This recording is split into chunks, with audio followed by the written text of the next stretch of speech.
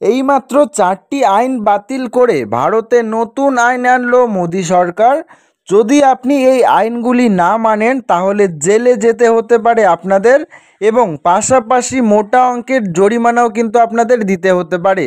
তো বন্ধুরা, কি নতুন আইন আনলো মোদি সরকার, এই ভিডিওটিতে আপনাদেরকে একেবারে ডিটেলসে জানিয়ে দেব। তাই ভিডিওটি অবশ্যই প্রথম থেকে শেষ পর্যন্ত মনোযোগ সহকারে সঙ্গে থাকবেন এবং চ্যানেলটিকে সাবস্ক্রাইব করে অল নোটিফিকেশনটি অন করে রাখবেন। বন্ধুরা, দেশের সীমানাকে সুরক্ষিত করতে বৃহস্পতিবার লোকসভায় পাশ হয়ে গেল নতুন অভিবাসন বিল। সর্বসম্মতিতেই পাশ হয়েছে এই নতুন বিল। জানা গিয়েছে দেশের অভিবাসন নীতিকে আরও কড়া করতে চলেছে কেন্দ্রীয় সরকার। এর জন্যই কিন্তু এই নতুন বিল পাশ করেছে। 1920 সালের পাসপোর্ট আইন, 1939 সালের ফরেনার্স রেজিস্ট্রেশন অ্যাক্ট এবং 1946 সালের ফরেনার্স অ্যাক্ট ও 2000 সালের অভিবাসন আইন বাতিল করে, এই 4টি আইন বাতিল করে এই নতুন ইমিগ্রেশন অ্যান্ড ফরেনার্স অ্যাক্ট 2025 বিল আনার প্রস্তাব দিয়েছে কেন্দ্র সরকার, যা ইতিমধ্যেই গৃহীত হয়েছে লোকসভায়। তো বন্ধুরা, বুঝতেই পারছেন এই 4টি আইন বাতিল করে কিন্তু নতুন একটি আইন আনার প্রস্তাব দিয়েছে কেন্দ্র সরকার, যা লোকসভায় গৃহীত হয়েছে। এবং এই বিলের সবচেয়ে আকর্ষণীয় বিষয়টি হলো এর মধ্যস্থ থাকা অভিবাসীদের জন্য 6টি ভিন্ন শ্রেণী রয়েছে, যেখানে পর্যটক, পড়ুয়া, পরিযায়ী শ্রমিক, ব্যবসায়ী কাজে আসা ব্যক্তি, উদ্বাস্ত ও শরণার্থীদের জন্য রয়েছে নির্দিষ্ট শ্রেণী ও নিয়ম। প্রত্যেকটি শ্রেণীর ভিসা পদ্ধতি কিন্তু ভিন্ন রয়েছে।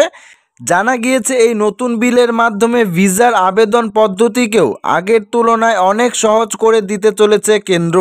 যে কেউ সহজে বাড়িতে বসেই কিন্তু ভারতীয় ভিসার আবেদন জানাতে পারবেন। পাশাপাশি কারোর যদি দীর্ঘমেয়াদী ভিসার প্রয়োজন হয়, সেক্ষেত্রে ওই ব্যক্তি আঙুলের ছাপ ও বায়োমেট্রিক নথিও সংগ্রহ করবে আবেদনকারীর দেশে অবস্থিত ভারতীয় দূতাবাসগুলি।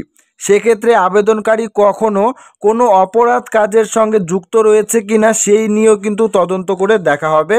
এবং আরও বলা রয়েছে এখানে, এই নতুন বিল পড়ুয়া ও ব্যবসায়ী কাজে আসা ব্যক্তিদের জন্য এই বিশেষ নীতি নির্ধারণ করেছে কেন্দ্র।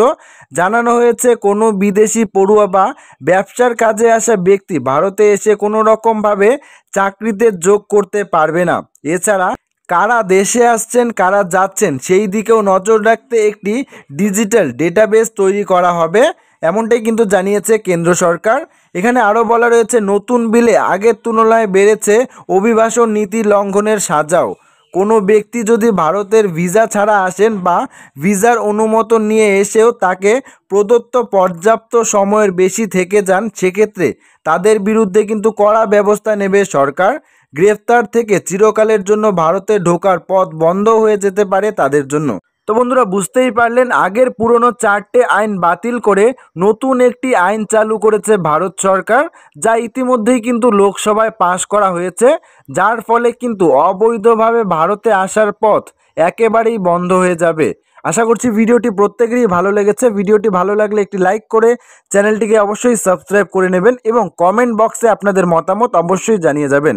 ধন্যবাদ।